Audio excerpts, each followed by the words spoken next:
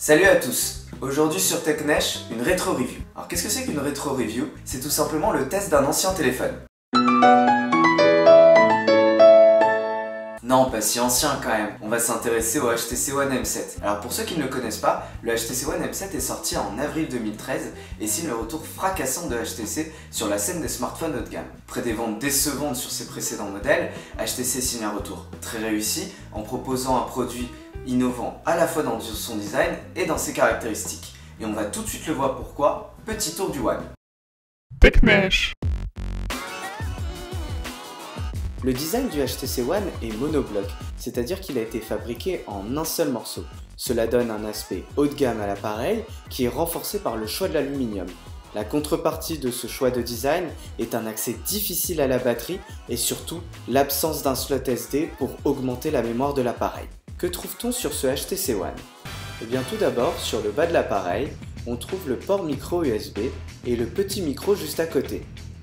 Sur la tranche gauche, on trouve le slot SIM, sur le dos l'appareil photo et le flash juste à côté, et un logo qui permet de rappeler à ceux qui n'auraient pas encore compris qu'il s'agit bien d'un téléphone HTC. Sur le dessus de l'appareil, le bouton power et le jack 3,5 mm, et enfin sur la tranche droite de l'appareil, les deux boutons volume.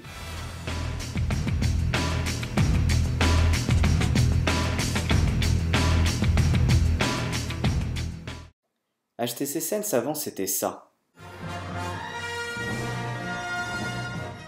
Une interface avec des effets spéciaux dignes des meilleurs films de science-fiction des années 80.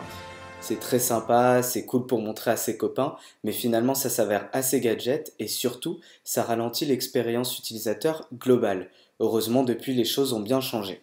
HTC a épuré son interface et y a ajouté des fonctionnalités très intéressantes, notamment ce Blink Feed qui est une espèce de fil d'actualité Facebook. Il y regroupe à la fois les réseaux sociaux comme Twitter, Facebook, Instagram, mais aussi la presse comme L'Équipe, le 20 minutes ou d'autres journaux d'actualité.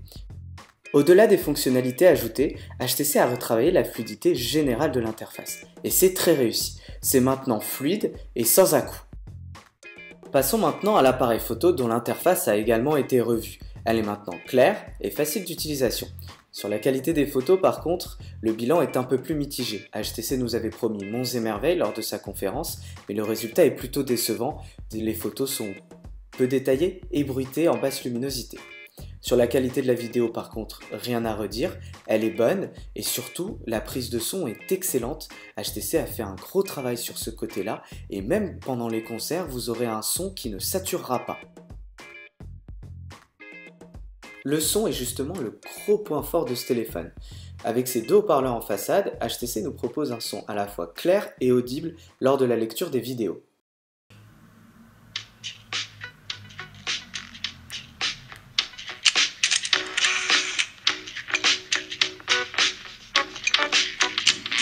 Que faut-il retenir de ce test? Eh bien tout d'abord que le HTC One se classe clairement parmi les smartphones haut de gamme. Ses finitions et le choix de l'aluminium donnent cette sensation de solidité et de smartphone premium. Ensuite l'écran est d'excellente facture, l'interface est ergonomique et fluide, le son est très bon avec les deux speakers en façade et la puce Beats Audio, et enfin les performances sont clairement au rendez-vous. Oui mais voilà, comme tout téléphone, eh bien, le HTC One a aussi ses défauts que j'ai pu constater au fil de son utilisation et qui pourront en rebuter certains d'entre vous. Tout d'abord, la contrepartie d'un tel choix de design est que le smartphone est peu évolutif, c'est-à-dire qu'il est difficile de remplacer les pièces et qu'il coûtera cher en réparation. L'extension de mémoire n'est pas possible et puis la chauffe est importante, c'est-à-dire que lors des sessions de navigation GPS ou de jeu, le téléphone a tendance à beaucoup chauffer. À cela s'ajoute l'appareil photo, comme je l'ai dit précédemment, décevant, l'autonomie un peu faiblarde et puis la charge est très lente. Il met beaucoup de temps à se charger par rapport à ses concurrents. À qui s'adresse ce téléphone? Eh bien tout d'abord à ceux qui recherchent un très bon smartphone haut de gamme avec de belles performances et un bel écran et puis qui sont sensibles à l'innovation apportée sur le son par HTC.